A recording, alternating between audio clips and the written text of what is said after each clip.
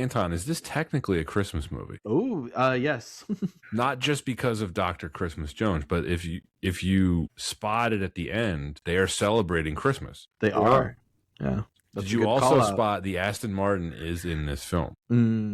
I did not notice that. It's on the satellite imagery when they're looking at the heat vision of James Bond banging Dr. Christmas Jones. You can see the Aston Martin parked outside. Well, I thought the Aston Martin only was featured in a movie once a year. Good one.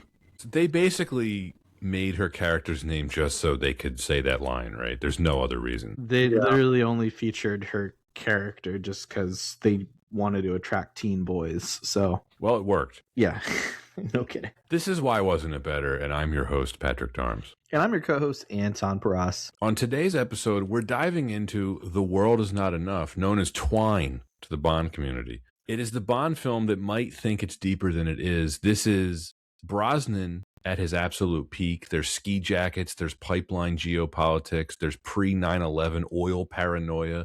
We get a moody song from Garbage. It feels like prestige Bond. And on paper, it had a lot going for it. And yet it is not particularly loved by the Bond community. All these years later, is this the most ambitious Brosnan film? Or is it the moment the formula started cracking before Die Another Day drove it off a glacier? We're going to talk about oil, betrayal, and whether the world, in fact, was enough. And here to help us crack that code is a veteran return guest who's been on the podcast. I don't even know how many times at this point, probably in the double digits, and his third Bond film. Kai Wang, welcome back. Hey, thanks so much for having me again. This is going to be a good one. Ooh, welcome back, Kai. Thank you. Sure is. Is there a bad Bond experience at this point? Even Moonraker, which Kai, you didn't like, you liked talking about it. Yeah, I liked hating on it. There's no bad Bond experience on Why Wasn't It Better? No, I think once you get into all of like the male escapism fantasy, it really becomes hard to hate it. Well, this was certainly the time, 1999, when that's all Bond was, escapism. This is before it. I really think it took itself too seriously, or it did not take itself too seriously, I should say. It was just pure entertainment. For sure. We had the films, we had the video games, we had novels, continuation novels that were coming out all the time, left and right. In some ways, this was peak Bond. I feel like, to touch on this a little bit, Pierce Brosnan is like the peak of like no character development James Bond. Like he never says sorry for anything. He never learns from anything, and he doesn't fall for anyone ever. I love it. Well, because he's perfect, right? Why change? Whereas I feel like after this, they started to be like, oh, James Bond needs to like grow as like a person or whatever. And I'm not sure that's true. I don't think it's needed. I gotta say, Brosnan's not the problem with this film. We talked about this with Goldeneye. I mean, he's great in this film. He is ice cold in this movie. He's ice cold in this movie, and I will call out, he did have to learn a lesson in the film after this. He had to learn, don't get captured by the North Koreans. Otherwise you're gonna get tortured.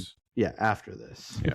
He didn't learn that here. He did learn the valuable lesson, which is don't fall for the wrong woman and you end up getting put in like a sex torture chair. Yeah, that any overs and unders, this isn't the first time that's happened to him. He did seem to treat it like it wasn't that big of a deal. And he was able to slow down his hurt acting. If you remember, Anton, his hurt acting is usually more dramatic. Yeah, and here it was like, I'm not sure whether to be afraid or horny. What does he say? One last screw? Yeah. The puns were flying left and right in this one. We get one within 2 minutes in the film when the girl's like, would you like to check my figures? He's like, I'm sure they're perfectly rounded. 2 minutes in. Quite true to form. True to form indeed. Well, this film was released on the 19th of November, 1999 by Eon Productions and United Artists. It was directed by Michael Apted. The screenplay was written in their debut for Bond, Neil Purvis and Robert Wade, as well as Bruce Firestein, starring Pierce Brosnan, Sophie Marceau, Robert Carlyle, Denise Richards, Robbie Coltrane, and Judi Dench. The budget was $135 million, adjusted for inflation, that is $250 million. And the box office was $361 million, that is $583 million adjusted for inflation. This has a pretty unremarkable 52% Rotten Tomatoes score. It is the 19th film in the Bond series. It was Pierce Brosnan's third.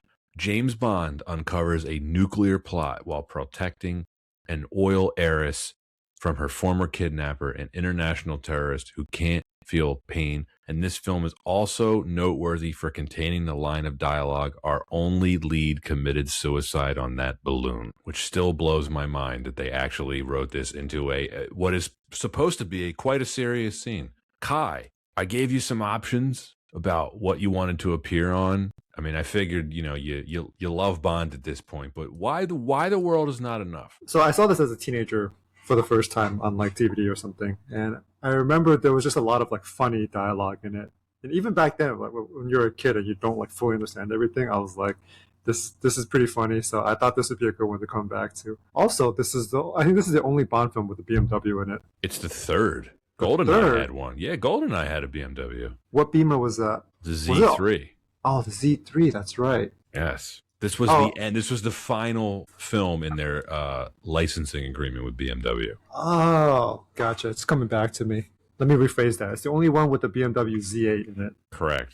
Which we'll talk about that Z8. It is a pretty awesome car. I don't know that it's an awesome Bond car, though. Yeah. Also, if I remember correctly, it's not the actual Z8, right? Like I think they had a replica for this. They didn't have it available yet. You're right. Yeah. Yeah, they had a mock-up. We're all car guys here to some degree, especially Kai. Have you ever seen one of them on the road? Because I have not. No, Never. I think there's like, isn't there like only like 20 of them in the world or something like that? I think they made a couple thousand over several years, which is not many. There can't be many in the States.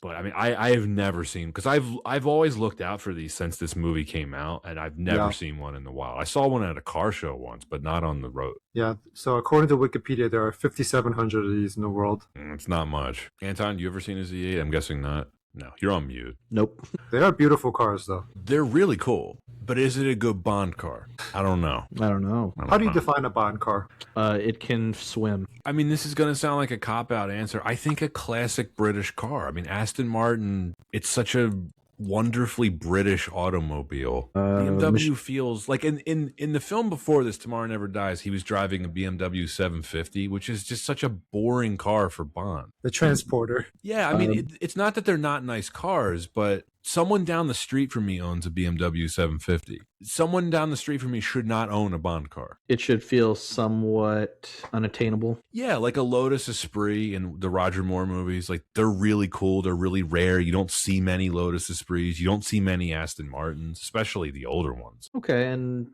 yeah, I still need the amphibian like abilities. I want to go underwater, and then I want machine gun headlights. And this film kind of has that, but it goes in the water. Or no, it doesn't. It gets cut in half. No, it's a saw. Yeah, it gets sawed. Sawed in half. So I saw this in the theater. I loved it at the time. I loved the video game at the time, too. I mean, it's not GoldenEye, it's not Nightfire, it's not Agent Under Fire, but I thought it was a pretty good game. Better than Tomorrow Never Dies, that's for sure. Yeah, they went back to the first person very wisely. But I would say since this came out, I've only seen this maybe a dozen times, which is obviously a lot for most people, but for a Bond fan like me, it's not a lot. I haven't watched this a ton. I hadn't seen this one in a few years. When was the last time you guys had seen this one? It probably would have been... I saw all the Brosnans like a few years ago just because wanted to do like a mini marathon. Yeah, I saw it as a high schooler, I think, on DVD. So it had been a while. Yeah. Like I said, this one isn't loved by the Bond community now, but I think it's easy to overlook how popular the Brosnan movies were at the time. And I think this one is noteworthy because it's the first one that came out after the first Austin Powers. Now, Tomorrow Never Dies was released after the first Austin Powers, but of course it was made, before Austin Powers was a thing. So Austin Powers, which Daniel Craig has acknowledged, subsequently, like it really changed how people saw the Bond movies, which is, I think we'll talk about that a little more, Anton, when we discuss Die Another Day. And this is really noteworthy. This is one of, if not the first DVDs that my family purchased in what it would have been probably the year 2000 when we got a DVD player. Yeah, I remember very distinctly. Yep, this DVD and then Shrek on DVD. Those were some pretty big deals back in the day. And,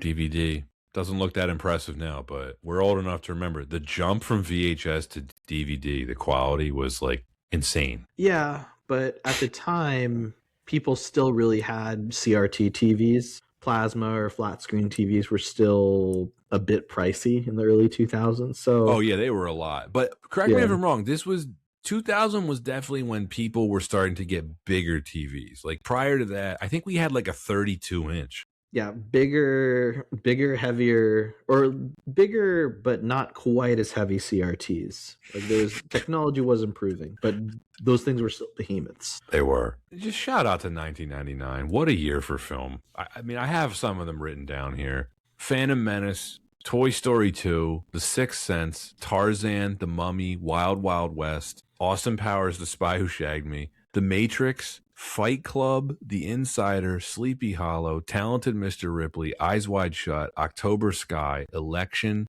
Magnolia, The Iron Giant, Entrapment, Thomas Crown Affair remake, Office Space, The Green Mile, 10 Things I Hate About You, American Pie, The South Park Movie, Being John Malkovich, American Beauty, The Blair Witch Project, Cruel Intentions.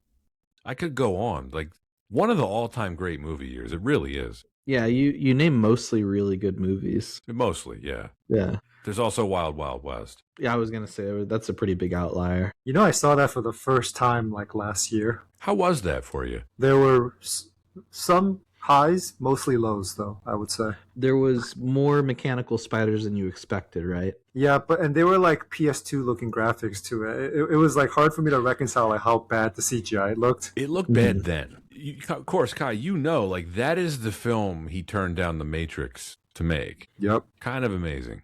But that worked out well for The Matrix. It did. I have a special surprise for you, Anton. Ooh, how special. Well, so you know about the 6 degrees of Kevin Bacon. Everybody knows that. Of course. Well, our 6 degrees of Warren Beatty's sex life involves Kevin Bacon. Now, this is, of course, our prevailing theory that all films can be connected by the sexual conquests of the one and only Warren Beatty. Mm-hmm. This is cool because it comes from the one and only Denise Richards. She is connected. This film is connected to Warren Beatty from Denise Richards to Kevin Bacon to Jack Nicholson to Diane Keaton.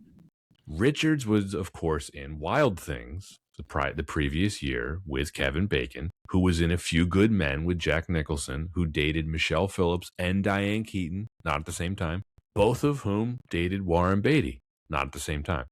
I thought you'd appreciate this one. I do appreciate it. And then, of course, there's also an even more direct connection. Pierce Brosnan was in love affair with Annette Bening and Warren Beatty. And I do remember they were in Mars Attacks together. They were, yes. I thought the Kevin Bacon one would be more fun, though. The Kevin Bacon one is very fun. Kevin Bacon endures, even though I can't think of the last time I saw him in a movie. I saw him in the newest Beverly Hills Cop film. Oh yeah, he was in that. Yeah, that was a bad movie. I thought it was better than it should have been. Well, we're gonna have to cover it, Anton. So brace yourself. I will. 1999. One last thing. Blue Streak was 1999. Was it really? Yeah. Okay. Good times. I should have wrote Right? that one down too. I like Blue Streak. The Iron Giant. That was 1999. I didn't say The Iron Giant. I think so. I thought I did. If not, I apologize. Big Daddy.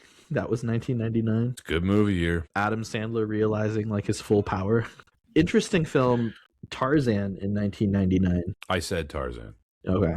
Yeah. How are we not talking about The Matrix, which also came out in 1999? I mentioned The Matrix. Oh, did you? One. Yeah, of course. I'm sorry. Or what about the animated classic, The King and I? I don't think I mentioned that one. Wait, the animated one? Animated King and I. Warner what Brothers about released Anna it. and the King? That also came out in 99. Starring young Draco Malfoy. Yeah. And Jodie Foster. There's a lot of really bad films in 99 that we haven't talked about either. So. There sure are. We don't need to go into all of them. No, we got a production history to get into. We do. This film's story was partly conceived by Barbara Broccoli. Around the release of Tomorrow Never Dies, she was watching a news report on Nightline detailing how the world's major oil companies were vying for control of the untapped reserves in the Caspian Sea in the wake of the Soviet Union's collapse. And she suggested that controlling the only pipeline from the Caspian to the west would be an appropriate motivation for a potential Bond villain. Initially, the plan was to release this in 2000. Neil Purvis and Robert Wade were hired to write the screenplay. on behalf of all Bond fans, I hope they're done. They've done so much damage over the years. Maybe. I don't know. Anyway, enough about that. Broccoli was especially impressed by their suggestion of a female villain, stating that, quote, with Elektra, Bond thinks he's found Tracy, but he's really found Blofeld, end quote. Well, that's not at all in the final film. I don't know about him thinking he found Tracy, so they obviously messed that up. Sharon Stone and Vera Farmiga were considered for the role of Elektra before Broccoli saw Sophie Marceau's performance in Firelight and offered her the part.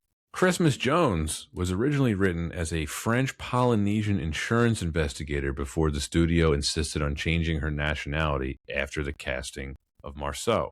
They then changed her character to a nuclear physicist to avoid similarities with the Thomas Crown Affair remake, also starring Pierce Brosnan, which was released earlier that year. Well, it would have been better as an insurance investigator. Tiffany Amber Thiessen auditioned before Denise Richards was cast. Man, there's a 90s icon for you. Jeez. Before Robert Carlyle was cast as Renard, the part was offered to Javier Bardem, who would, of course, go on to play the villain in Skyfall. Joe Dante and Peter Jackson were considered for director, but then Alfonso Cuarón was considered, who nearly accepted. Anton, they chose Michael Apted. I mean, I like Nell. Do you like Nell? No.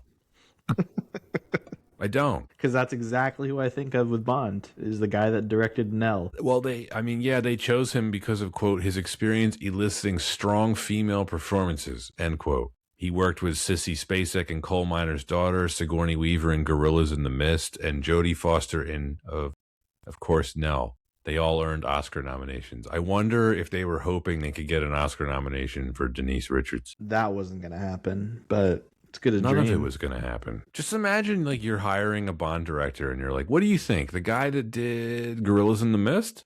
Apted's then wife, Dana Stevens, did an uncredited rewrite, primarily to strengthen the female characters' roles before Bruce Firestein, who had worked in the previous two films, was brought in for additional rewrites. He would receive screenplay credit along with Purvis and Wade.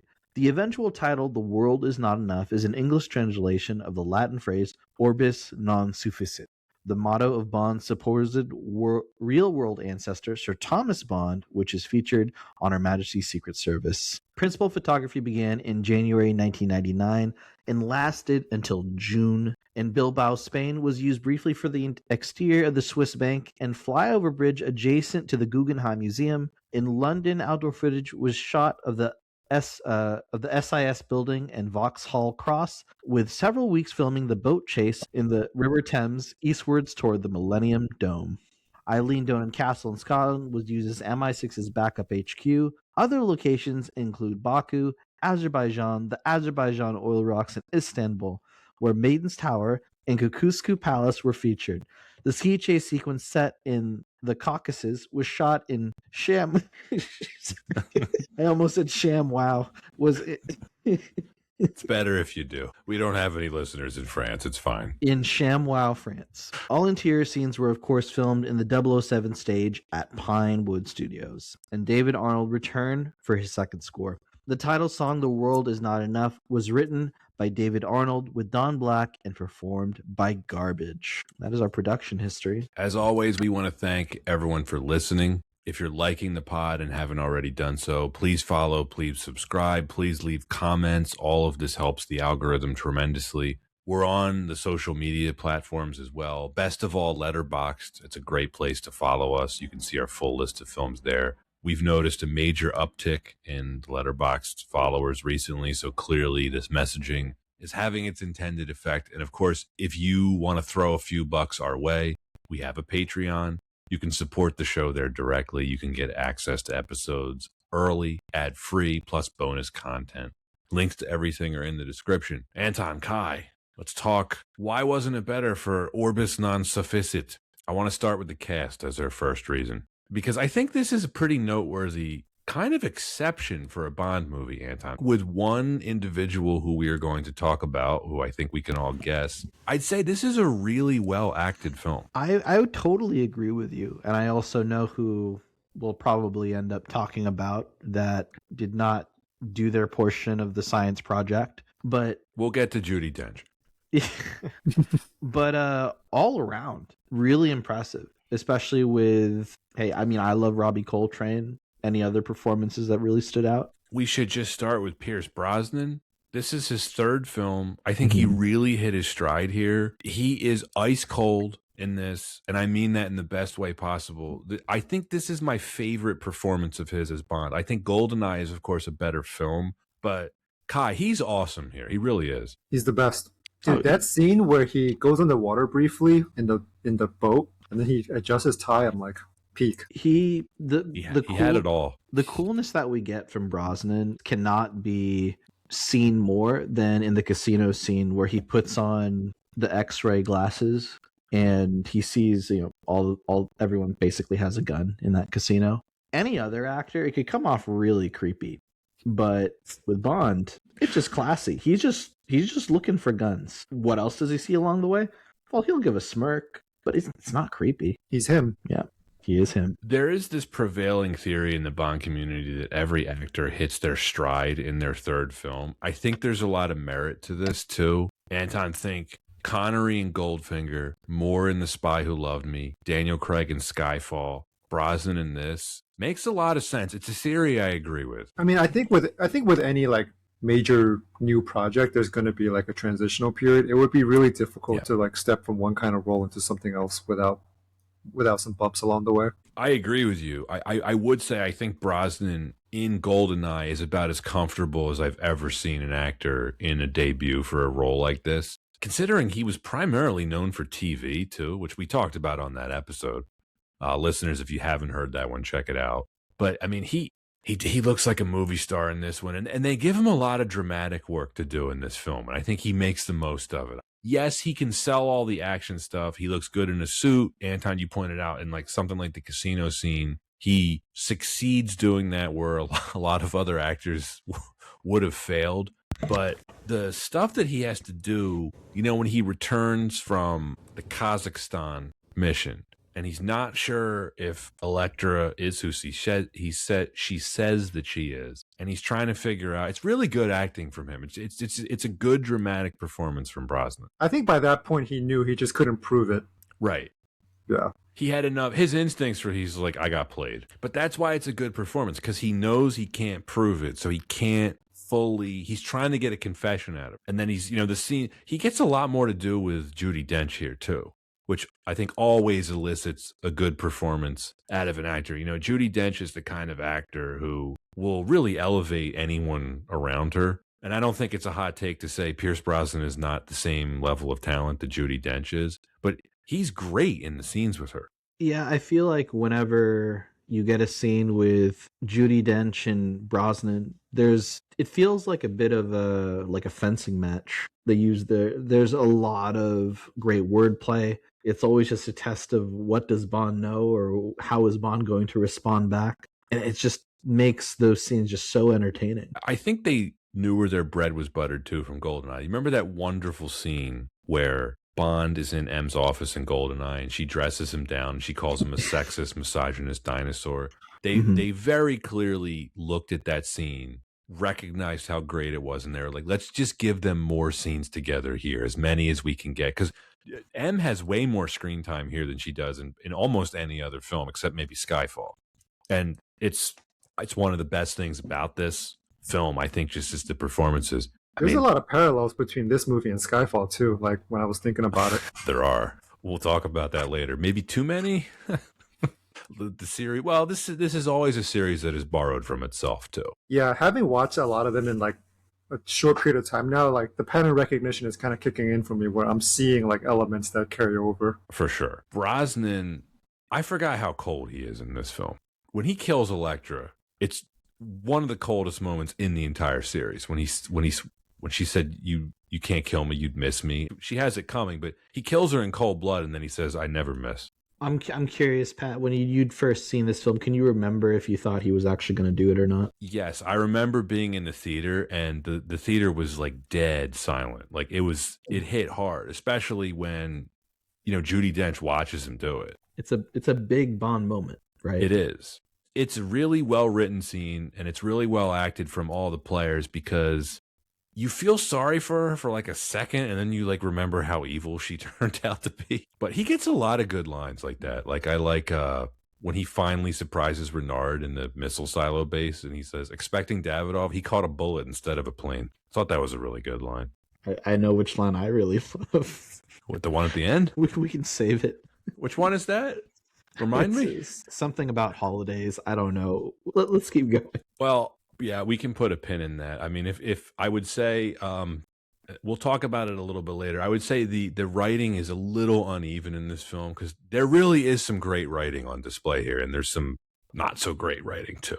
This is obvious with a lot of films we cover, but this is one of the best examples, Anton, where you can really tell multiple writers contributed to this one. Yeah, I think that what gives it away is that the tone shifts a bit because of the dialogue. Yeah, because I mean, I'm not exaggerating. I think there are some brilliantly written scenes in this film, and then there's others that are just, I have no idea what they were thinking. Well, I mean, I definitely know that a bit of it is the studio saying, well, we got to get a bit more commercially viable with some of this, which is not always right. No. Do you guys feel like in the 90s and the early 2000s, there was like a race among all the studios to like put quippy one-liners in all their action movies? 100%. That was the thing. Right? That's the 90s.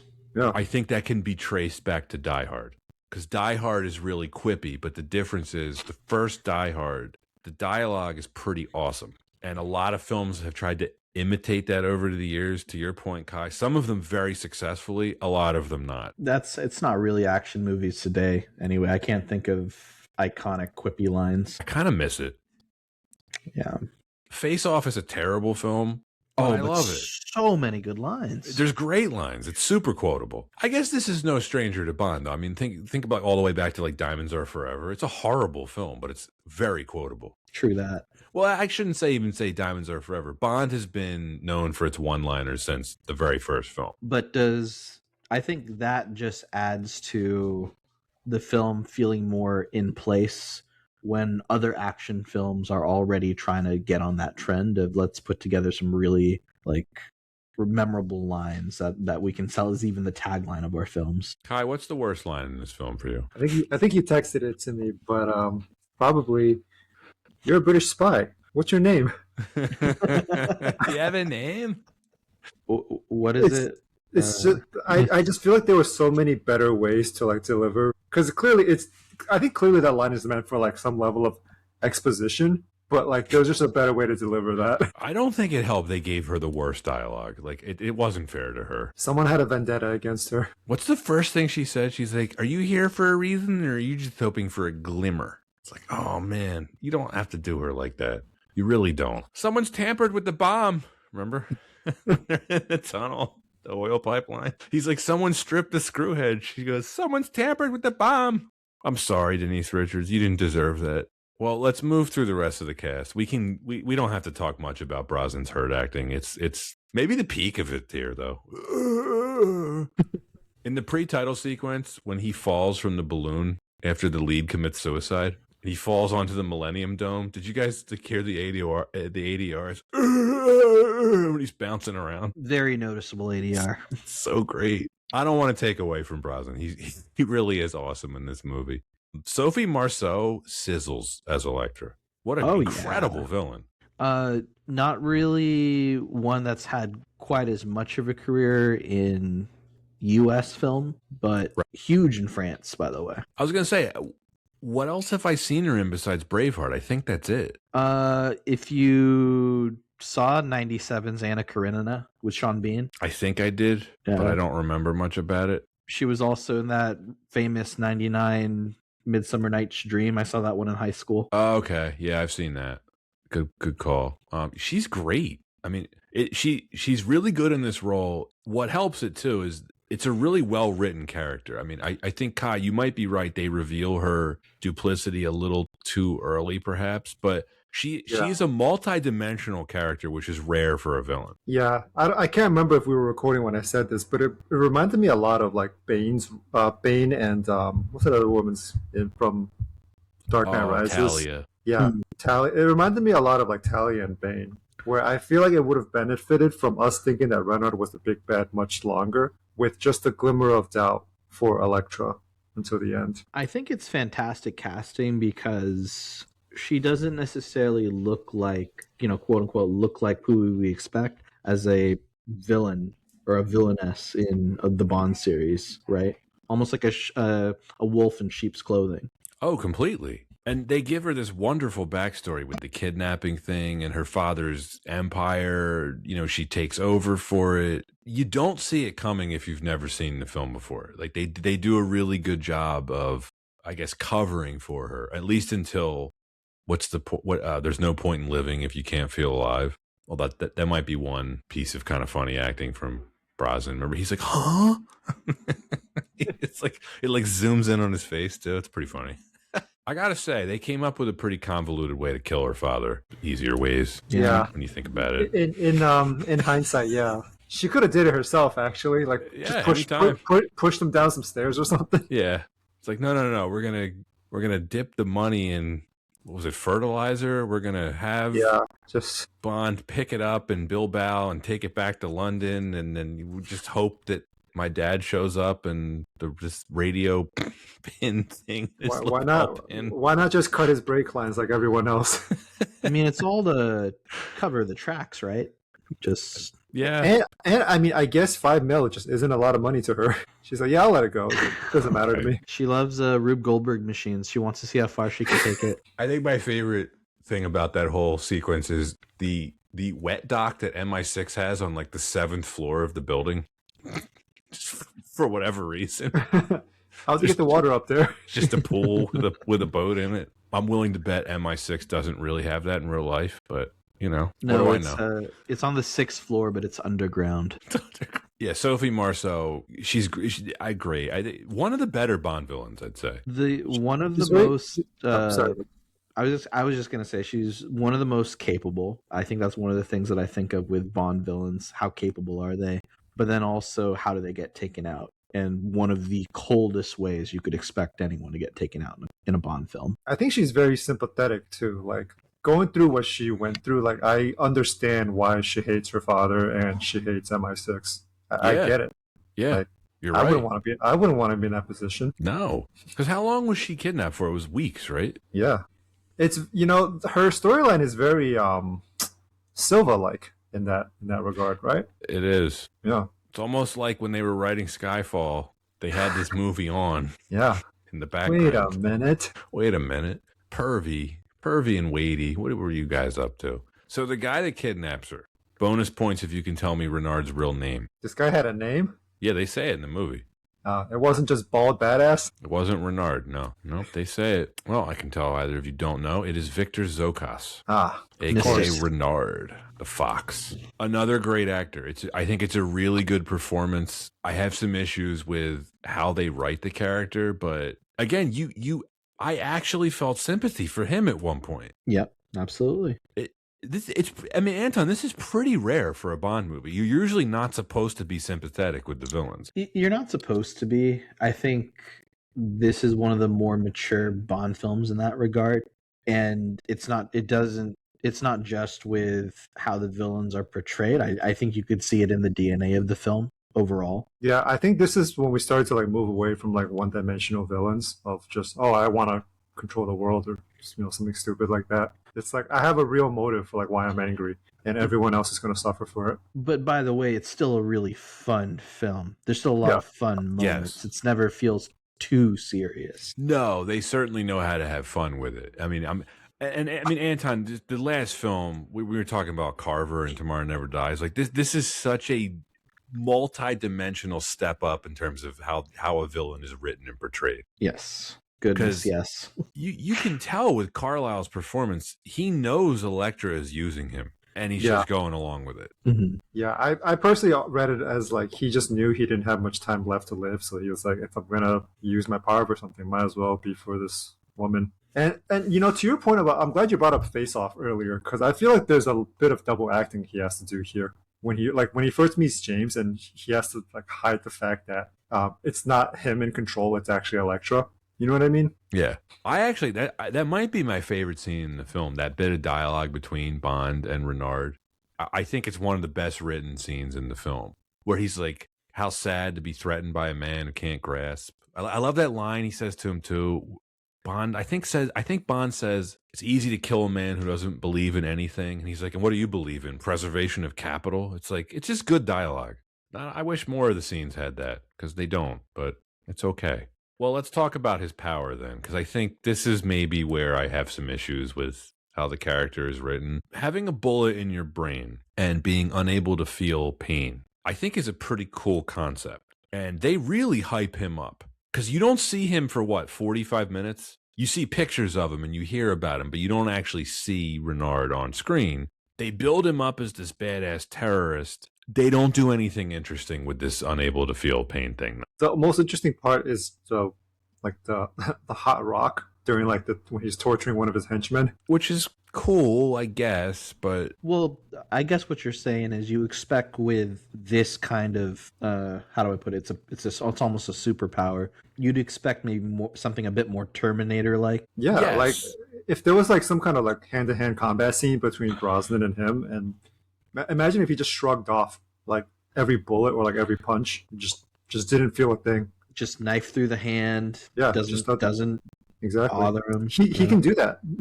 He could. I wrote down exactly kind of what you're getting at, Kyle. Imagine if he gets run over by a truck or something. And when Bond's hitting him in the submarine climax, he shouldn't be reacting to the hits, but he's it's just not, I don't know. Yeah. It was a great setup with the concept, and maybe they couldn't think of anything to avoid an R rating. I don't know, but it's crazy because instead of feeling nothing, he just feels so much emotional pain. It's true. During the submarine fight, I was actually thinking to myself, it would be way cooler if he literally just overpowered Bond, and then Bond couldn't do anything, and then he dies to his injury, right before he can accomplish his plan or something like that. That would actually illustrate how much of a badass he was. Would have been more interesting than what they have here. Because actually, there is a way they could have done this. Have either of you watched The Blacklist? With Spader? Yes. Oh, so yeah. There is an episode, it's in the first season. There's a villain called the Courier who can't feel pain. He has some kind of, genetic condition. And he does all this badass shit. At one point, he stores SD cards inside of his body. He cuts himself open and puts the SD card into the wound. Yep. It's all this pretty clever stuff that they do with it. And at the end and towards the end of the episode, spoilers, he ends up getting shot in the head and he keeps walking because he can't feel it. And then he finally dies from the injury because he gets shot in the head. But it's man, it's just, they actually do a bunch of interesting stuff throughout the episode with the fact that he can't feel pain. And it just makes me more frustrated with this one because Renard being unable to feel pain has no bearing on the plot of this film whatsoever. Zero. Besides the hot rock scene. Right. And did you notice in the next scene, his hands aren't burned? Nope. That would ruin your hands. Yeah. Poor, what's his name? Davidoff. He had a bandage on his hands, but Renard, no. Anton, this is a recycled idea from the Tomorrow Never Die script. Remember we were talking about that? How they originally had Stamper's pain receptors reversed or whatever? Yeah, knowing how they ended up executing on it, it probably wouldn't have made Tomorrow Never Dies much better. No, it wouldn't have. You're right about that. So we talked about Judi Dench. I mean, she gets a nice expanded role here. She's great. I mean, do you think less of her when she goes to see Elektra, or is that just an emotional decision? Very emotional decision. Well, very clearly, this is an emotional situation for her. Yeah. She was friends with her dad and all that. She was overcome with guilt about telling him not to send the money. I get it, but she's an idiot for doing that. I was also writing down the logistics of this. This is the equivalent. Can you imagine the shit show of if the head of the CIA got kidnapped by a terrorist? Imagine the manhunt that would happen. Is anyone looking for her? Remember, they're just oh yeah, M's missing with Elektra. You guys are gonna look for her or what? you do not want the news to get to that. Even if the news didn't get to it, imagine what the U.S. government would be going through if they're the head of the CIA is kidnapped. It's a dangerous situation. Slightly. I mean, that in itself probably is could be a full Bond film, because then it could be the different heads of different organizations either trying to save her or take her out. Because, yeah. Well, I'm glad. I like where your mind is going here, Anton. That is the plot of one of the continuation novels. I forget if it was a John Gardner novel or Raymond Benson, but in one of the continuation novels, M gets kidnapped. And it's pretty cool. And the Just because, situation you're describing is exactly what happens, which is the KGB's interested, and the British government is like, can't have that. no.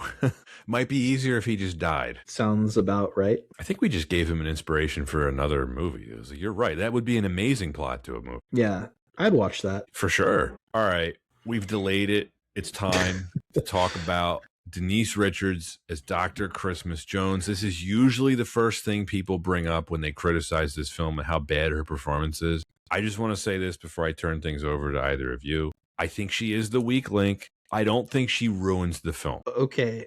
Overrated or underrated, how badly or how bad her performance was in this film? I'd love to hear both of your thoughts. I don't think it's that bad.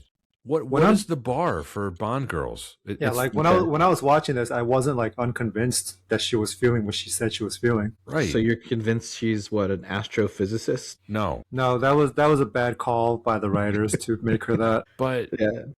I don't know. Think about Thunderball, You Only Live Twice, where the Japanese girls could barely speak English, like Diamonds Are Forever. Think about Mary Goodnight and The Man with the Golden Gun. Like this is not Oscar caliber acting that we're used to seeing. I think she doesn't ruin the film for me. She doesn't ruin the film for me, but it really this gives so much ammo to like Austin Powers, right? Yes. Because this is maybe not even a step away. This is like inches away from parody. To have someone as hot as Denise Richards play an astrophysicist and convince us that she went through as many years of schooling as she did to earn the title of doctor. Are you saying women can't be scientists, Anton? Denise Richards could not, how do I put this? I don't think she can read a dictionary. No, and look, what you're saying is not sexist because it's the same dumbass shit that they do in a film where they try to pass off Mark Wahlberg as an inventor. Oh, it's just like I'm sorry, he's not a convincing. Wait, doesn't he play a doctor in The Happening or something like that? He's a scientist or something.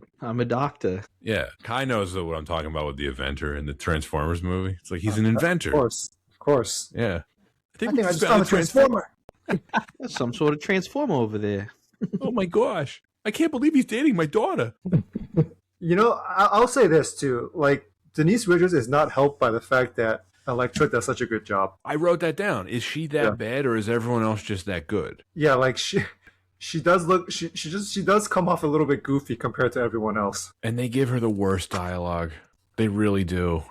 Yeah, maybe I'm being hard on her. Does she, her best? I think the best appearances or the best films I've seen her in, usually smaller roles, and actually play into her physical appearance. Wild Things. And then I mean you see a lot of her in Wild Things. I was kind of thinking Scary Movie 3.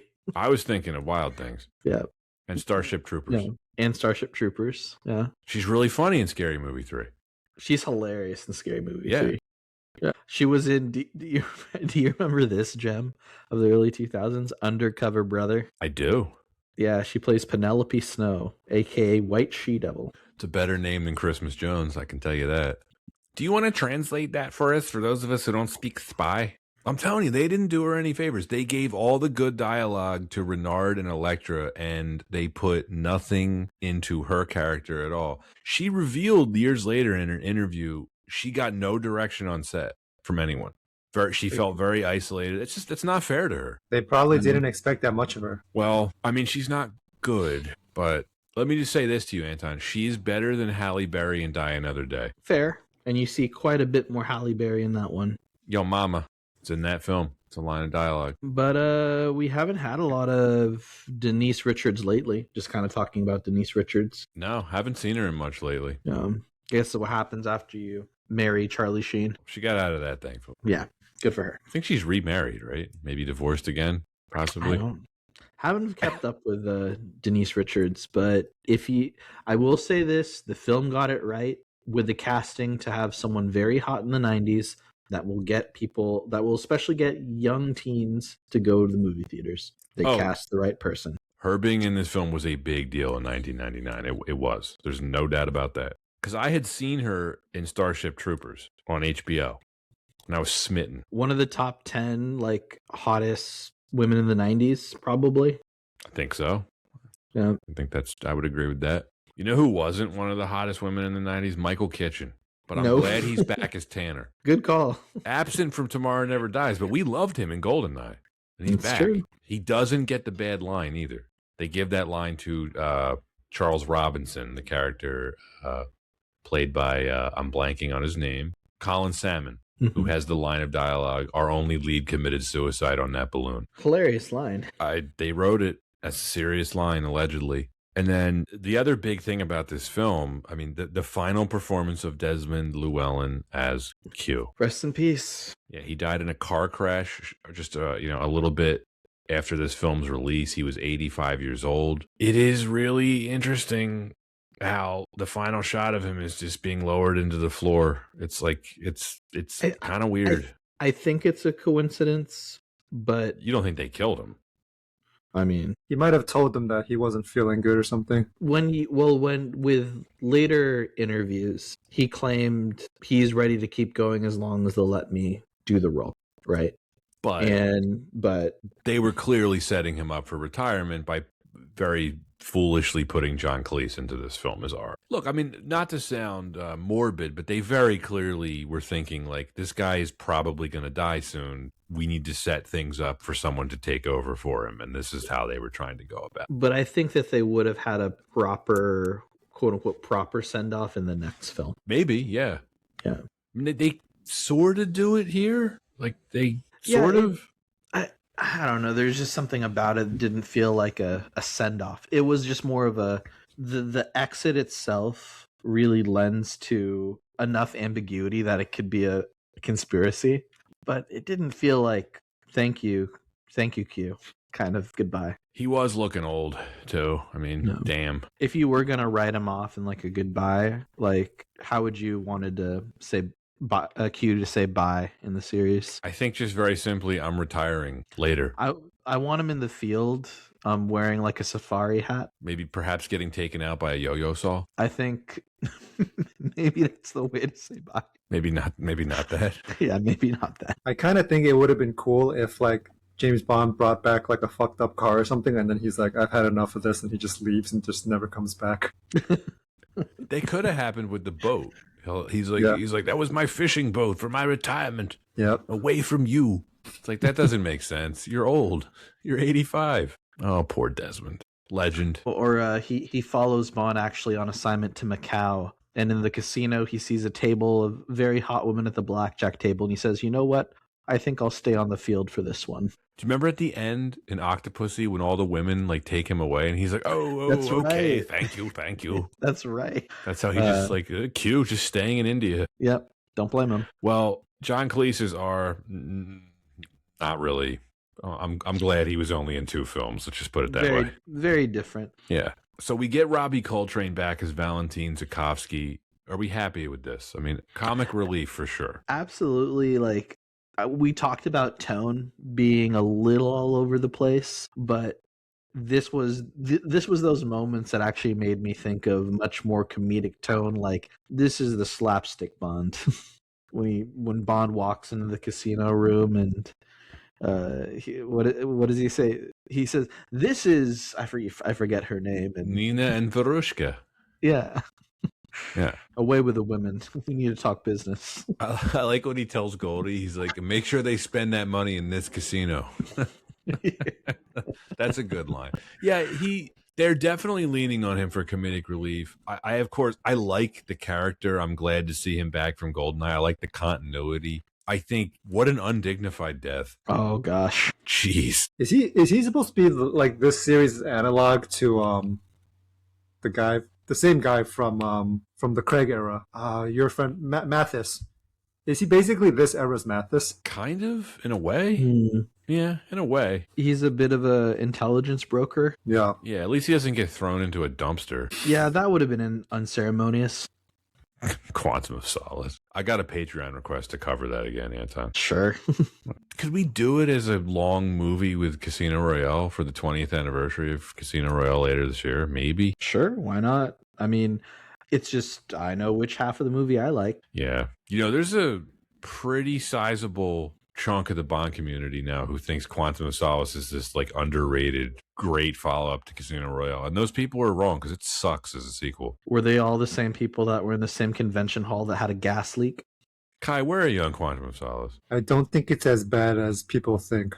But I do think it's they overcorrected because I think what happened was they saw how well Casino Royale did, how well it was received. They were like, oh, people like a realistic, gritty Bond, so they went all in on that. And then the writer's strike stuff didn't help. But like at the end of the day, like the plot is just dumb. Like even for a James Bond movie, like the stakes are just kind of low. Like what the fuck does Bond care about water rights? He doesn't. He shouldn't. They're not even English water rights. No. Someone call the EPA. We could cover that again, Anton, because I think we could probably talk about how it inadvertently craps on Casino Royale. Yeah, I think that'd be fun sidebar for 1 second. I'll let you know where I'm going with this. Please. You're telling me so Quantum of Solace would have us believe that Quantum had this guy pretend to be Vesper's boyfriend, right? So that they could fake his kidnapping, so that they could blackmail her into getting them the money in Casino Royale, right? You guys with me so far? So that would mean that they knew Vesper would be assigned to this case, this mission that Bond was working on. That doesn't make any sense. No, it doesn't. They had one of their agents just pretend to be the boyfriend of this random treasury agent named Vesper Lind. We have people everywhere. But it doesn't make any sense. How would they know that how would they know that Bond would get assigned to this mission involving money and that she would get to work on it? They didn't. And that Bond would win. Right. It's almost like there was a writer's strike and they had no fucking clue what they were doing. Almost. Yeah, we could do an episode again on that, I think. Yeah. It is an inferior follow-up to Casino Royale. It was hard to follow it up, though. It was. Well, they didn't have to make a direct sequel, but they made the decision to do it. Let's just start 30 seconds after this movie ends. They wanted a challenge. Anyway, that was a huge sidebar. Where are we here? Back to the 90s. Back to the 90s. Robbie Coltrane. Yeah, I mean, very undignified end for his character. I'm glad to see him back, even if he is pretty goofy. Don't worry. Robbie Coltrane came back as Hagrid. He did. That was him? Oh, my gosh. Of Valentine. course. Wow. Russian. So we get Moneypenny, close but no cigar. That's kind of a funny scene. He brings her the cigar tube. Nothing else we can say about that. Oh wait, she has a funny quip to the doctor lady who clears yes, Bond for Dr. Molly Warmflash. Yes. Another just baffling name. I don't know if it's a pun. Is that supposed to be a pun on a Bond girl name? I don't know. It's a Hot Flash? I don't know. I don't know. What is it? It's one of the long-standing family names, Warmflash in high society. The Warmflash clan. Oh yes, that's from House Warmflash. Do you know who that actress was, Anton? No. Kristen Scott Thomas's sister. Oh, okay. Dabbled in some modeling. Apparently. And then, of course, Goldie is Mr. Bullion. It's a pretty stupid henchman. Did you notice he was just walking around with a bomb suitcase the whole time? Yeah, kind of a lower tier henchman, right? How else would you do it? I don't know, but he just happens to have a bomb in his suitcase all the time. It's his thing. I guess. All right, so we just spent a lot of time on the cast there. The next reason why this wasn't better, I wrote down, it is bloated. This is 130 minutes long. It is way too long. Too much action? Some parts could have been cut for sure. It's a lot of action. It's a lot. You know, I thought the Parahawk chase was really cool in 1999. I have to say now, watching it in 2026, they're really stupid. It's nonsensical how James Bond cuts one of them and he just knows it's going to crash into the other one. Like, what? And how fast are they? They're they kind of just float around at 20 miles an hour. They waft. Was this trendy in 1999? I don't know. I was trying to find information. Were Parahawks a thing that people were into?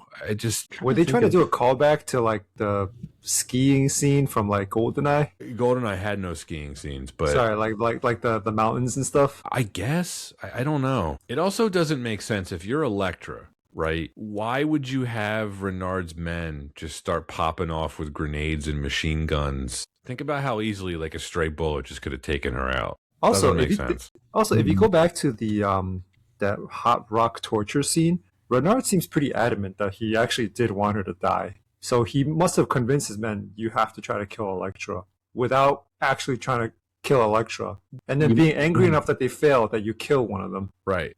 And that makes it make even less sense. Yeah, this is Face Off, but like it doesn't make sense. It does not make sense. Or he's just really committed and went a little too far in method. She like chastises him for him later. She's like, "What happened with the Parahawks?" He's like, I'm sorry. I had to get it on, man. The guy was making a move. Wayne Grow could have been in this movie. It's one of the henchmen. Yeah, this was also the era, Anton, where they were really reverse engineering set pieces so that he could use that ski jacket. Like they did. Q just happens to give him a ski jacket that can turn into an inflatable. If you happen to be in an avalanche, use this. It'll look cool. It'll look cool. Maybe. I mean, there's a decent amount of product placement, right? That also lends itself to these set pieces. Yeah. Like the caviar factory shootout seemed like it existed just to appease BMW. Yeah, it's a commercial, basically. Yeah. Kai, you were saying this before we started recording. They could have cut out that entire sequence. That could have saved 10 minutes of the film right there. Entirely unnecessary. I'm not sure what we gained from going to the caviar factory. Is that really big caviar production? I don't know. Like I'm very ignorant when it comes to mass scale caviar. Can you drown in caviar? If there's enough of it, maybe. I guess. Why didn't he just get out of it? He was like, I think the joke was he was too fat. He lost his cane. Yeah. You could cut 15 minutes out of the film, lose the ski chase, lose the caviar factory sequence. This is a better film if it's 15 minutes shorter. Yeah. It really dragged. Yeah, because I mean the pre-title sequence is long. It's 15 minutes long. It was the longest in the series until No Time to Die. And you know, the submarine climax, anytime you're dealing with underwater action, it seems longer than it is. The part where he's swimming up the length of the sub, that seemed to last 5 minutes, and it was probably 30 seconds. I feel like Mission Impossible Final Reckoning saw this and was like, we're going to do this, but on a bigger scale. I think you're right. See that? Mission Impossible has taken a lot from these films. Not necessarily in a bad way, but it has. I think the other set pieces are pretty good. Competent, but nothing special. And you know, I was listening to the director's commentary for this on the Blu-ray, and Michael Apted, which I mean didn't do himself any favors by admitting this, but he mentioned multiple times, Anton, how inexperienced he was shooting action. He's like, I didn't really know what I was doing here, so I leaned on the second unit. Again, this is the guy that made Nell, and who, if anyone who has not seen Nell, don't.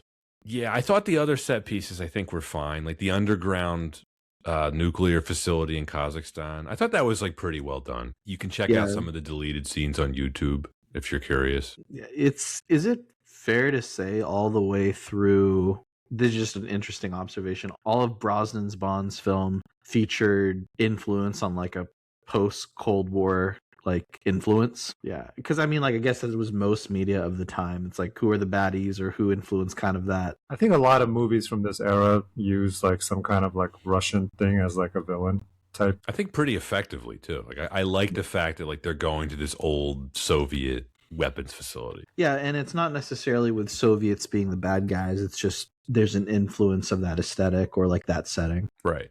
Well, they're such wonderful villains. I mean, it's hard not to keep going back to that. And of course, so let's talk about the last reason, which is the production. What do we think of the pre-title sequence? Ooh, love it. Goodness gracious. Yeah, it's pretty good. So good. Love a good boat chase. I do like the very beginning at the Swiss bank. Are throwing knives really that effective? You mean kunai? Just goes into the back of his neck. Yeah, throwing knives are very dangerous. You know what's more effective than a throwing knife? A gun. You know what's more effective than a gun? Nunchucks. Only if you're Bruce Lee. What if she had killed him with nunchucks? Just ran out. I would have loved to see that. Would have liked it more. That actor is familiar. I can't think of his name. That the guy who plays the Swiss banker. I've seen him in a bunch of stuff. All right, we'll have to see. Follow up. Which character actor is this?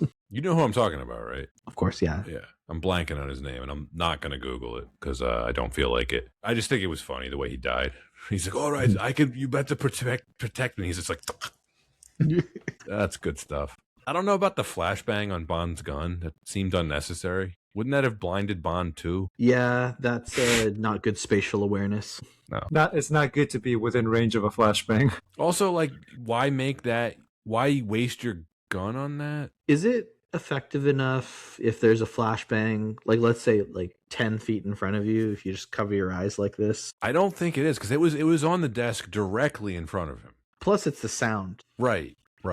Although I don't know how realistic The World Is Not Enough is really with anything. Well, I've played enough Call of Duty to know how to walk away from a flashbang, so. Fair. Yeah, it's a good point. Yeah, you know how to deal with it. And if you use, Hardened Pro or like Blast Proof Pro or whatever, you're like immune to flashbangs. Exactly. Not Hardened Pro. What's the perk I'm thinking of? Blast Shield or whatever? I know what you're. Essentially, folks, if you want to be able to walk away from a flashbang, just have your add-ons applied. Right. Have the proper perk and upgrade it to Pro. Okay. So I thought it was cool to see Bond wearing glasses in the very beginning. We've never seen that before or since. He looks good in glasses. Is it Pierce a bit Brosnan, of a Clark? He looks good in anything. It's a bit of a Clark Kent effect. Yeah. Bit. Maybe he was thinking the banker wouldn't recognize him as James Bond, even though he used the name. And he's been in the papers a lot over the years. Right. We know that from You Only Live Twice. It was in the papers. So I think this is a plot hole. If Sir Robert King's duplicate lapel pin is what sets off the bomb that kills him, right? We can agree on that. They say that in the film. Why is Cigar Girl there? I think it's on the off chance it doesn't go off and he makes it out of the building. Plan B. Yeah. I think it's funny how she has this boat parked in the middle of the river in one of the busiest cities in the world. She has a gigantic 50 caliber machine gun mounted to the back of it. Overkill. I'm hardly the first person to make this point, but it's like, why is she there? She doesn't set off the bomb, right? The bomb sets off because he gets near the money, right? Yeah, the fertilizer money. Right. The poop money. Poop money. Wouldn't it have smelled horrible if it was soaked in fertilizer? Like, wouldn't they have noticed that? If it's a chemical compound in fertilizer I forget what active compound it was, but hopefully it wasn't the poop compound. How funny would that have been if Bond goes in to the office to meet Sir Robert King, and Sir Robert's like, you smell like absolute shit. Like, he just tries to play it cool. No, I don't. And Emma's like, 007, I've had to speak to you about this several times already. How dare you? You know what else is the plot hole in this film? They're drinking single malt scotch with ice in it. You don't do that. Good call. But they needed something to make the foam on his fingers. So I was spotting this scotch brand. She's drinking Talisker. You don't put ice in Talisker. You don't do that. That wouldn't happen. That wouldn't happen in America, let alone England. I was gonna say, like, what, a finger of water? That's it. If anything. A little water, yeah. Yeah. But when was the last time you saw anyone who wasn't insane put ice into single malt scotch? You don't do that. No. You don't. I think that gets you fired from MI6, too, if you do. Yeah. They would just sack you on the spot. It's a cultural no-no.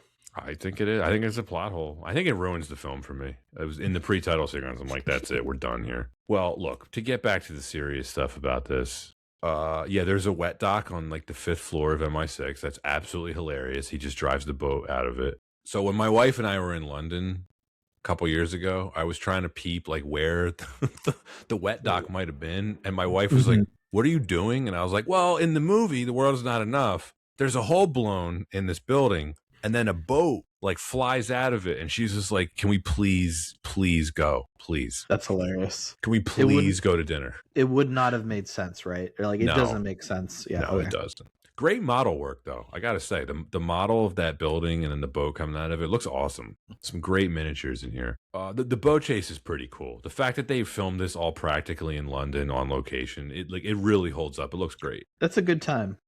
Yeah. Yeah. I like it.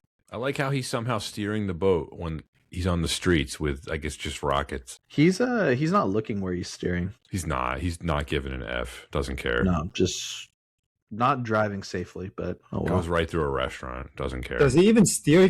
Or does he just go straight the entire time? He's steering at one point. I don't know. It's not really clear. It's very inconsistent. It's almost like they didn't put thought into it. I did write down the plot. We make fun of the plots of these movies a lot, Anton. The plot actually holds up. Her trying to corner the oil market in that part of the world. It's definitely recycled from other films, but it holds up. Yeah, it's tight.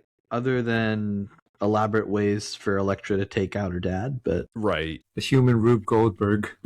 Yeah, It's not as convoluted as Silva's plan in Skyfall, but it is pretty. This is up there with that. I don't think this is not that far off from what Silva was trying to do, to be honest. Silva's was just more digital. Silva's was more digital. Mm-hmm. But I would say her actual plan to like corner the oil market, which is, what we've seen in Goldfinger and A View to the Kill, that actually holds up, and that's something like you would expect a villain to do.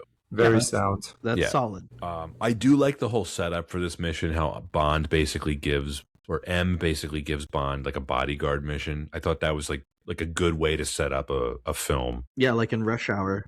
Right, like in Rush Hour, yes, exactly.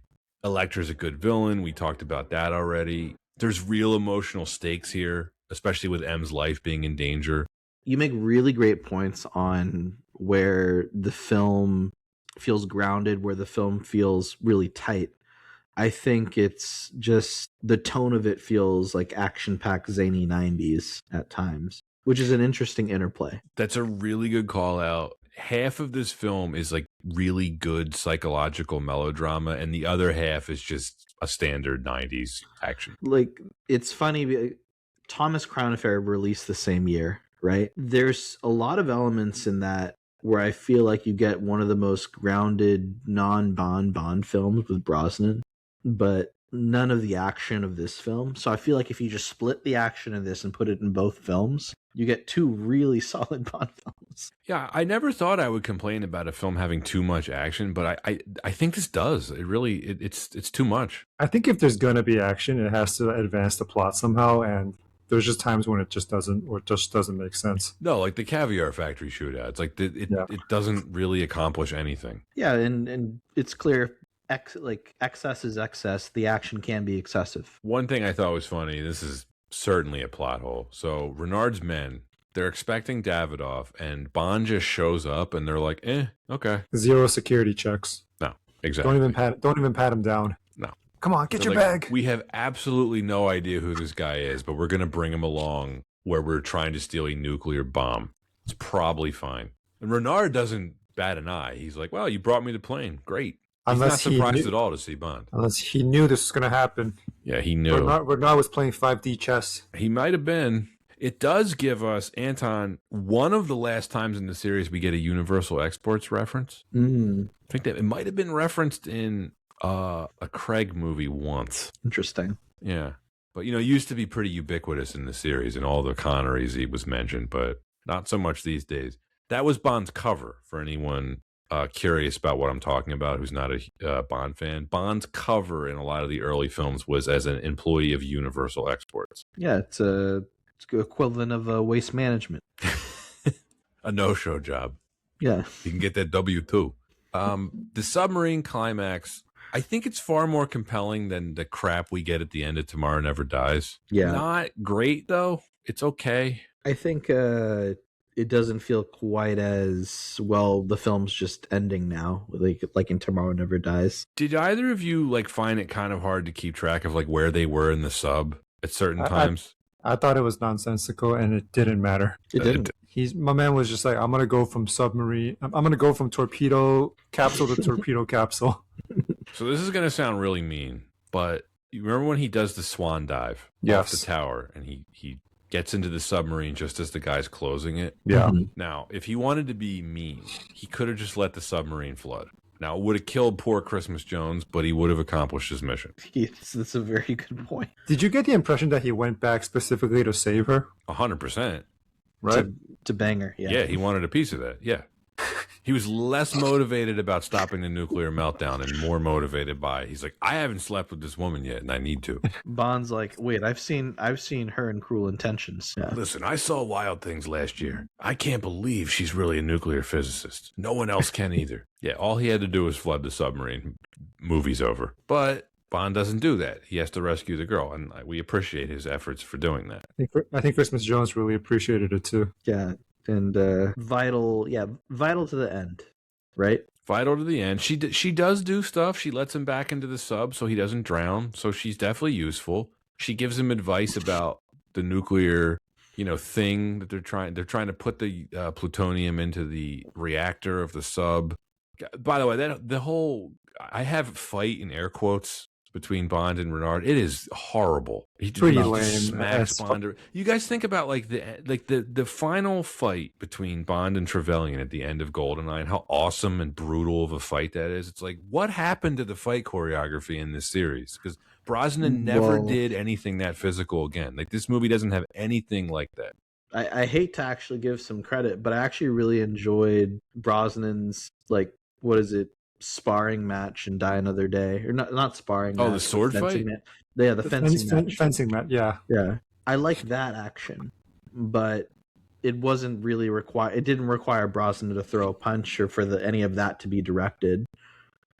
Probably you got a good fencing choreographer for that, but let's remember again that this film was directed by the same person that made Nell. You're getting into something that I think is an issue with these latter Brosnans, Anton, which is these films are jam-packed with action, and they were hiring directors not named Martin Campbell who had basically no experience directing acting. It's a really strange decision on the part of Barbara Broccoli and Michael Wilson. Maybe they just wanted more control themselves. I know they hired Michael Apted because, he had generated really good female performances or whatever, but like, this is an action movie, and they hired a guy who admitted several times on the director's commentary that he didn't know how to direct action, which is concerning. You can tell, because I think the action in here is fine. It's competent. It's very workmanlike. But if you think about the action sequences in GoldenEye, they were doing stuff that we hadn't seen before. Well, so you said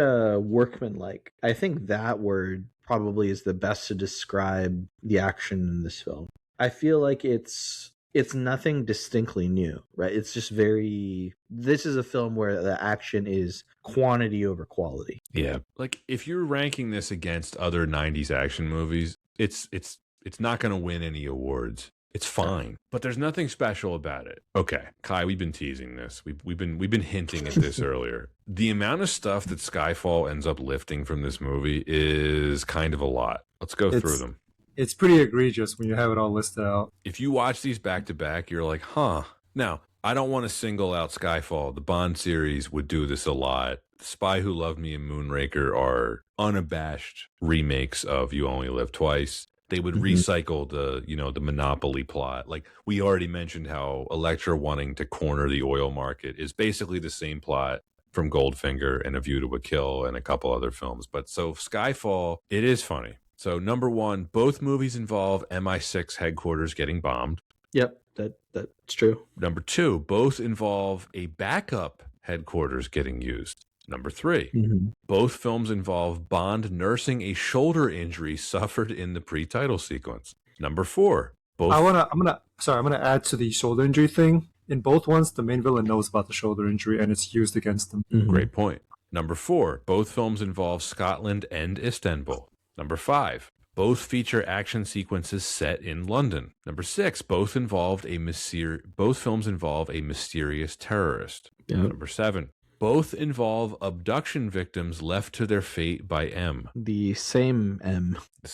Well, I don't know if it's the exact same character, but the same actress. Right. And last but not least, both involve M's past heavily in their stories. Now, does this make Skyfall any less good than it is? I would say no, but it is funny how, man, they were running out of ideas a long time ago. Well, I think usually when you recycle ideas, you spread them out over like different movies. But this is just a high concentration of them in like one movie where it's hard not to see the parallels.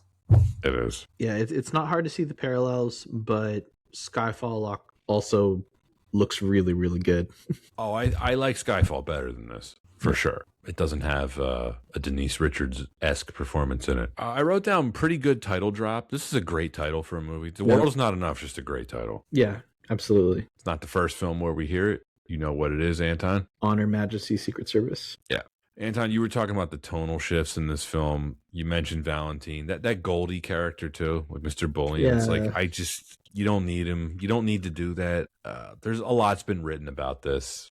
We don't have to get into it too much. I mean, once again, I just have to point out this film contains the line, "Our only lead committed suicide on that balloon." You could probably tell where the tone was going with that. I give a lot of credit to Colin Salmon, the actor, for delivering that not cracking up.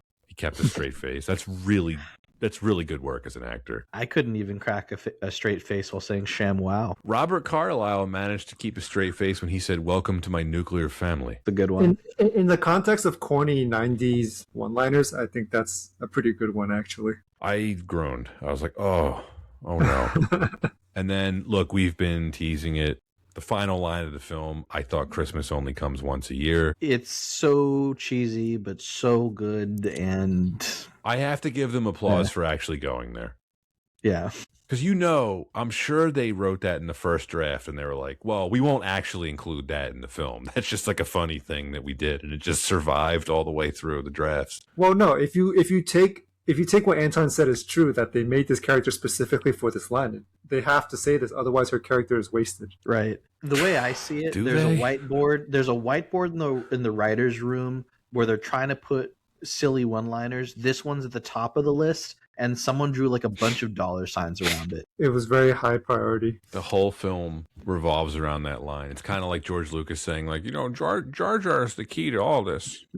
It's like poetry and rhymes. That's uncomfortable. If we name the character Christmas, we can say this line at the end of the film about Christmas only coming once a year. It rhymes. Because, earlier in the film, James Bond says, I don't know any doctor jokes. But he does know a joke about Christmas at the end. So it rhymes. That's George Lucas didn't make Phantom Menace, and he made this film, The World Is Not Enough. You think if George Lucas made this, would it be better or worse? It would. Same mindset as Phantom Menace. Probably worse. Probably worse. Speaking of technology, I texted this to both of you because I think this is a major point in this film's favor. This film features touchscreens, flat screen monitors, hologram displays, video calling on wall screens. This was really, really advanced stuff for 1999. It does a really good job of anticipating upcoming technology because all the stuff that this film shows like that I just mentioned is commonplace now. I think it's really cool to see this in a film in 99. I wonder how much of it, though, is not just what was concept at the time, but versus like we're into the new millennium. This isn't even like pseudo futuristic. Like, it existed. Yeah, it was all in use. Right. It was just expensive. Yeah, exactly. It's just very expensive. It all goes back to the thing that we've talked about this before, Anton, in previous Bond episodes. How I personally myself, I do not want them to ever do a retro Bond set in the past because I always like that thing Cubby Broccoli said, which is James Bond should exist 15 minutes in the future. And I think this film does a really good job of doing that. Now, would you mind if there was a Bond film that had flashbacks to like the 70s? I think I would be really careful about how I use it. Yeah. I think what GoldenEye did, which is in the pre-title sequence, took place in the 80s, and the rest of the film took place in 95. I think that's as much as I would want. I agree. I think that there's just enough of a nostalgia to want to go to the past.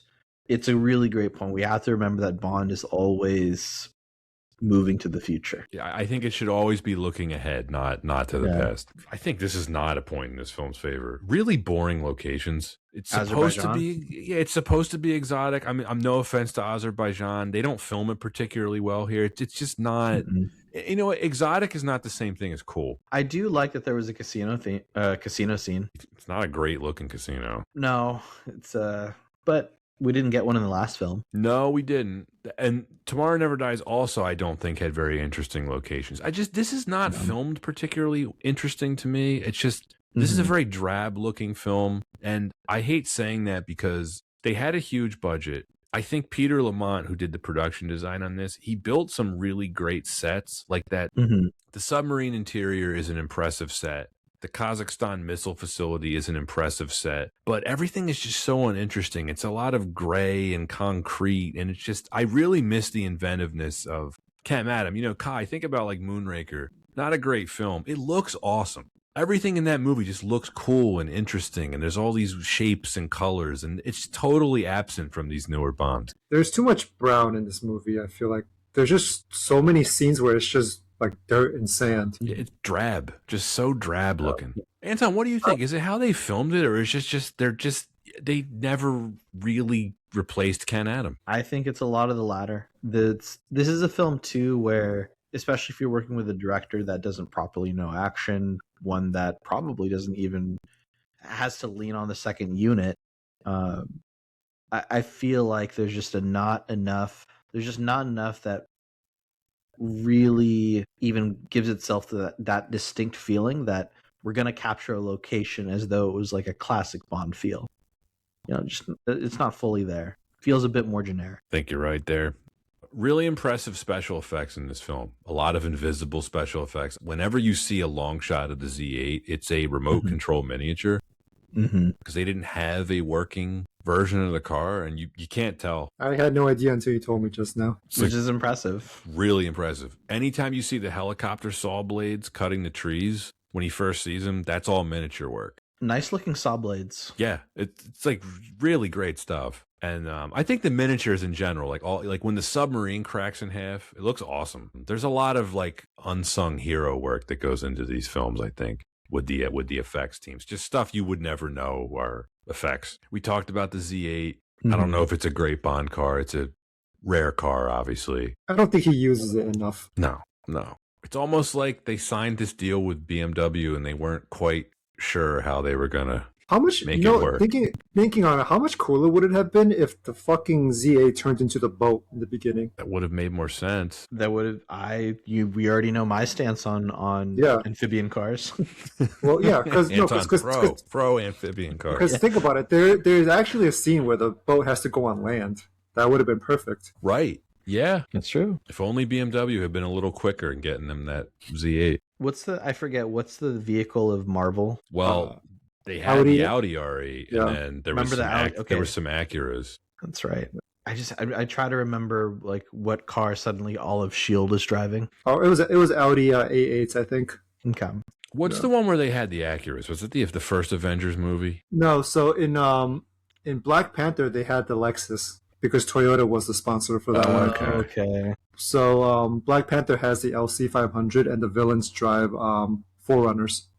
Oh, okay. Fun fact, quick segue about the 4Runners actually. The 4Runner has a really cool feature where the rear tailgate, the window rolls down. But instead of showing that in the movie, they blast through it with a gun. I thought that was a huge waste of potential. That's actually really hilarious to think about. If someone on the Toyota side says, "Can you make sure to call out this feature in the film?" Like, that was the perfect time to do it. Yeah. You're like, no. No, we're just gonna shoot it out. Oh man. Well, all right. We're getting close to the end here. David Arnold's score slaps. I love it. Wonderful work from David Arnold. Great use of the theme song too. He uses it prominently throughout the score. It's a great melody. I'm a big fan of this theme song. I think one of the better title songs in the series. Yeah, it's a. Are you a Garbage fan? I'm not actually. This is really the only song of theirs that I am like familiar. I don't know a lot of their stuff, but I mean, I really like this one. That's the funny part. Me neither. But I like this. Well, also, what I do know about them, I don't think they were even that popular by 1999. I think they kind of peaked earlier in the 90s. I could be wrong on that, but I just know we didn't get Shania Twain this time. Do you mean someone else? Wait, who sang Tomorrow Never Dies? Sheryl Crow? Shania Twain singing a Bond song. I hope that happens now. I don't think it will, but maybe we need it. That'd be nice. That'd be hilarious. Amazon just throws everyone a curveball. Give us a Yeehaw score. Garth Brooks does the arrangements. Kai just like death staring into the camera. He's like, please no. I was like, I don't want this. I don't think anyone wants this. Kai, how much of an upgrade was the score for you after the GoldenEye score? Not. You didn't like the score to this? I mean, I think it was fine. What? Oh, okay, man. Sorry, I couldn't set you up there. I'm also not like unless I hear like Hans Zimmer or something, I'm not like oh wow, the music in this film is like really good type of person, you know? All right, okay. Kai has impossibly high standards here. Okay, geez. Yeah, I mean, I think when it comes to Bond scores, it's clear where do we really feel like Bond in the DNA. I feel Bond's in the DNA in the world is not enough. Yeah. And you get a lot of that too, even in the video game. I don't know if you remember the video game score is also quite badass. It is. David Arnold, now they never replaced him. Brosnan never looked better than the suits he has on here. Man. Really nice like inner lining as well. Yeah. You both know I have the charcoal suit he wears in the pre-title sequence with that tie, Turnbull and Astor tie. Love it. Quite fancy. And then later on in the film, what he has on in Istanbul is low-key one of my favorite suits in the series. He's not wearing a tie, but it's that cream-colored linen suit. And he's got that blue shirt on. Looks great. Great summer suit. I was going to say, that's a classic look. Yeah, yeah. And then, you know, I think, Kai, we talked about this on the GoldenEye episode. The way the suits are cut for like an almost 30-year-old film, it's not dated at all. No. What's Brosnan's actual height? I think he's about 6 feet. 6 feet? Yeah. Good proportions with the suit.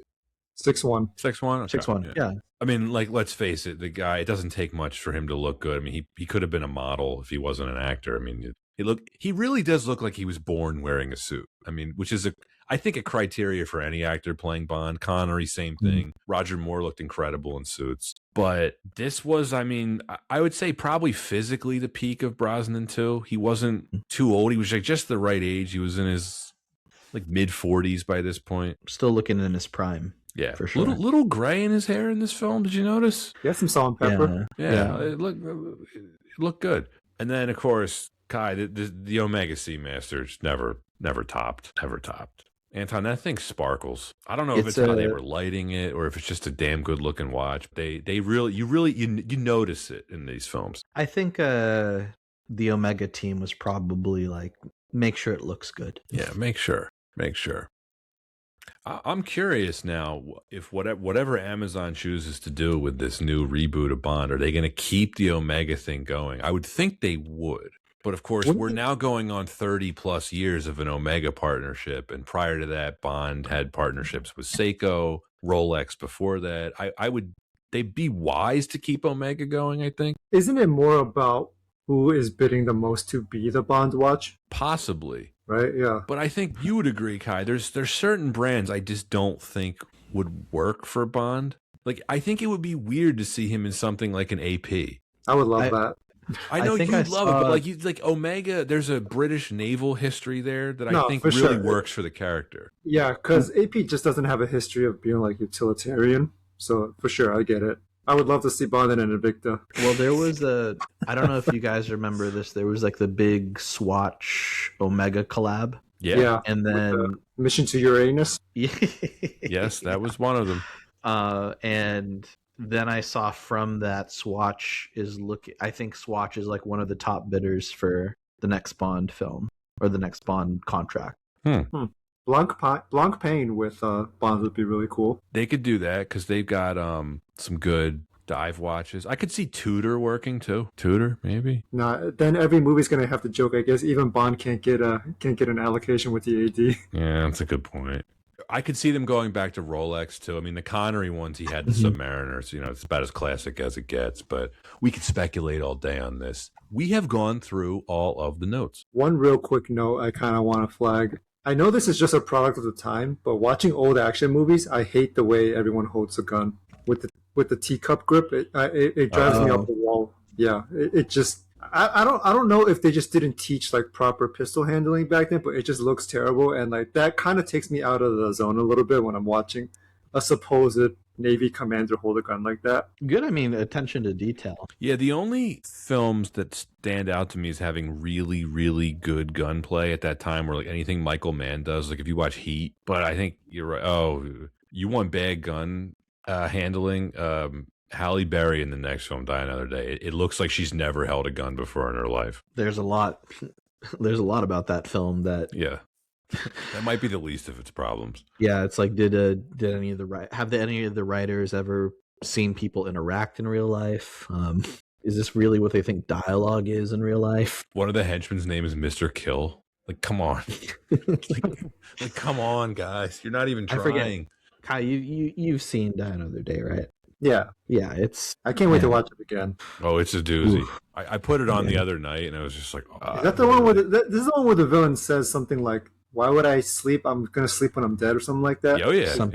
That's him, right? Yeah. He doesn't sleep. And then he speaks Graves, the man who doesn't sleep. Then he speaks full-on Korean. It also does that early 2000s thing when he kills his father. At the end, it goes into the...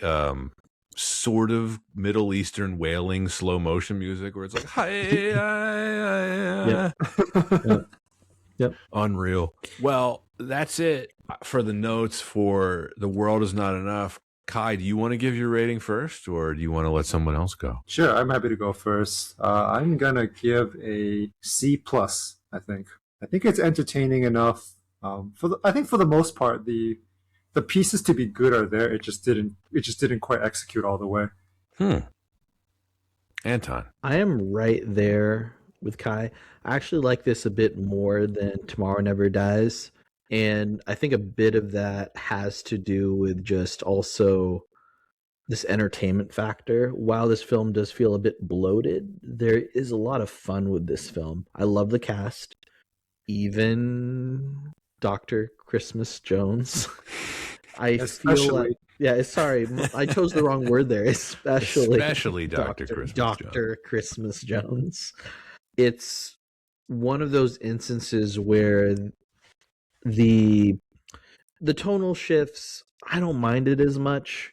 I really love the aspects of the film that are a bit more grounded, a bit more melodramatic, iconic Bond moments where he takes out Elektra. But even then, I actually really do enjoy the comedic relief. I do enjoy a bit of the gags that they have in the film. I don't take it as seriously, but I think like that's a bit of the point of the film, and I don't think this was at all like a deeper, I don't think at all that this is a deeper film. I think that a lot of this, the goal of this from the studio is really just, again, a larger 90s action-packed film featuring Bond and having a hot star like Denise Richards. It all makes sense. I feel like there's still, again, a lot of enjoyment for me for this film, but I don't think that it's necessarily like top tier Bond. This one for me comes out to a C plus. This is going to sound very boring, but I'm perfectly aligned with the both of you. You often see this ranked low on Bond ranking lists, and I'm really not sure why. I think this is overhated. I think anyone who thinks Tomorrow Never Dies is better than this is crazy. This is an improvement over Tomorrow Never Dies in virtually every way except for the Bond girl. Michelle Yeoh, obviously an improvement over Denise Richards. But as far as the plot, drama, set pieces, and really nearly all the performances, I think are a major upgrade over Tomorrow Never Dies. Denise Richards, yes, she is the weak link, but I think that a lot of that just comes down to the rest of the performances in this film are strong. This is a really well-acted film. Brosnan's great. I think the two villains are great. What would happen with the Brosnan era and the Craig era? They really struggled to balance the tone, the seriousness with the goofiness. This movie's definitely too long. There is too much action in it. It would have benefited from being shorter. But I really like the score. I like the song. I thought it was a little tough to rate it first because I was going to think B-, but I think what you said, Kai, is the best way to put it. Just there's a lot of great ideas here. It's just the execution on them in certain places. Like Renard being unable to feel pain. Great idea, just you don't do anything interesting with it. I think ultimately the Brosnan era is a little bit disappointing, and it's not the fault of Pierce Brosnan. I think he's a great James Bond. He was in one great film, I think 2 average ones and 1 stink bomb. I don't hold it against him. But I do think this is a pretty decent Bond movie. It's above average. It was a great Bond film for, I think, the turn of the millennium. This is a very 1999 film. And because it came out in 1999, I don't think you should hold the 1999 things against it. So I'm right there with you both at a C+. This is above average for sure. And I would have this ranked probably middle of the pack, Anton. I don't get why this is often ranked like in the bottom 3. It's way better than that. I think people maybe hate a bit too much. They hate a bit too much. And this is all subjective. There are people that absolutely love Tomorrow Never Dies. Yeah. I don't know why. Let them. There are people that love Die Another Day. Let them enjoy. Yeah. Well, that is it for The World Is Not Enough. You are now a Bond veteran on this podcast. How does it feel? Good. Actually, in the middle of recording this, I realized this is my 4th one. We forgot one. It was You Only Live Twice, Moonraker, GoldenEye, and now this one. So this is my 4th one. Wait, you just need to cover one more, and then you can get your dissertation to become a doctor, like Dr. Christmas Jones. Wait a minute. Anton, I think I know my own podcast pretty well. I am 100% sure Pete was the guest for You Only Live Twice. The one where he goes to gonna Japan? s- Yeah. Am I being gaslit? No. I was gonna say I'm pretty sure that was Pete It was absolutely Pete. with The Rock's grandfather. Hold on. The one where he turns Japanese? Yes. Was I not on that? Am I You am were I not crazy? on that. I know my Pete own was- podcast. Pete was on that. Wait a very- minute. yeah. That was Pete. I host Oh. this thing. I know who the guests are. That was Pete. You know what? I might have watched it leading up to Moonraker. I and definitely got- recommended that you watch it Gotcha. because I knew Okay. you'd that might like have it. that might have been it. That Okay. might have been. All I right. gaslit myself. My bad. That's okay. We glad we cleared that up. So it feels good. We're kind of running out of Bonds for you to be on, Kai. You're gonna have to be on other movies now, like Pokemon, the movie 2000. If you do if you do another one of Quantum of Solace, I could be on that one because I'm a Quantum of Solace defender. Ugh, I don't know if I want you on for that. Maybe. I think we talked ourselves into covering it again, so we may. Well, it was a Patreon request, and we usually honor those. So Yeah. more on that later. But yeah, I don't have anything else to add about The World Is Not Enough. Thanks for listening, and see you next time on Why Wasn't It Better?